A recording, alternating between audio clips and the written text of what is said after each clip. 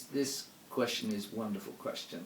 That somebody said they saw me in the previews or the early shows and said how wonderfully relaxed I looked, and how do they, as they're rehearsing for a show at the moment, how do they install that calmness into themselves? Well, let me tell you, I couldn't have been more terrified. We're all terrified.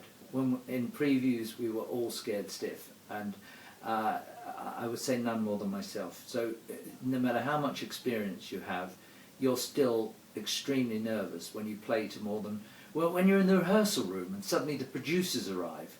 I mean, the pressure on you is, actors are always so insecure. We audition every night because the audience that have come in, 99% have never seen us do the show before, or 90% at least, and we have to prove to them that it's as good as the person who told them to go and see it said it was. So we have to be good and sustain that performance, and that's one of the arts of performance, is to recreate what you've rehearsed and what you've done, and not try and keep improving, because it just goes out of the window, and you never get that performance back again.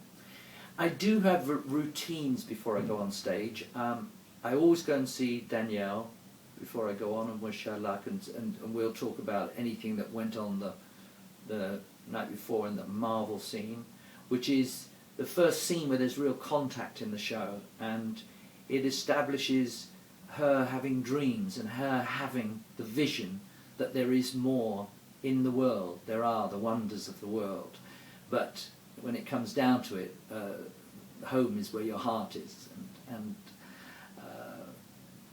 so I always do that. I always say a few words of concentration, and I always take my my mum out on stage with me. I've always done that since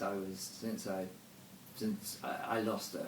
I've just always done that, and I'm sure many people do, that they have something that they'll wear that's special to them, or a lucky stone or something in their pocket. But as I have no pockets, I take my mum.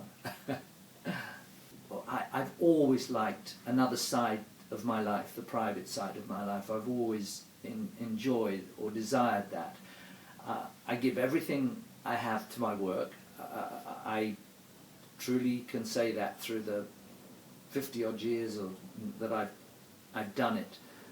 I'm in here at 4 o'clock in the afternoon, and I do methodically my mail, and see to the fans, and do that.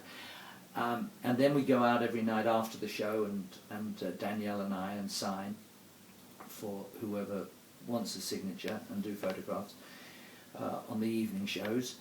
But I then want to go home, and I don't really go to restaurants where I can be photographed, so I make that choice. If I don't want, and if you want to be photographed, you go to the Ivy or wherever and have a jolly good meal.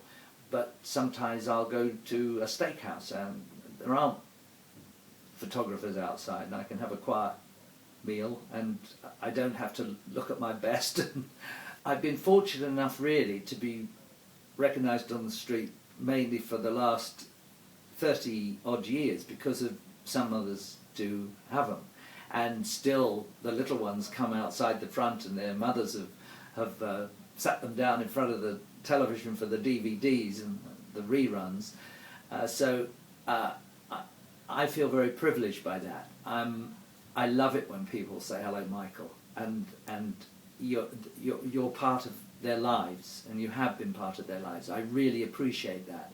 And again, if I feel under the weather and I'm walking down the street, I'll put a cap on, I put my glasses on, I keep my head down, and I don't go because then they know who it is. But I try not to do that. But I love going to the supermarket and doing my shopping. I like that. I like cooking. I like doing stuff like that. That's ordinary stuff. On my day off, that's what I do. I'll do the washing, and it keeps you normal. Just keeps your feet on the ground and clean.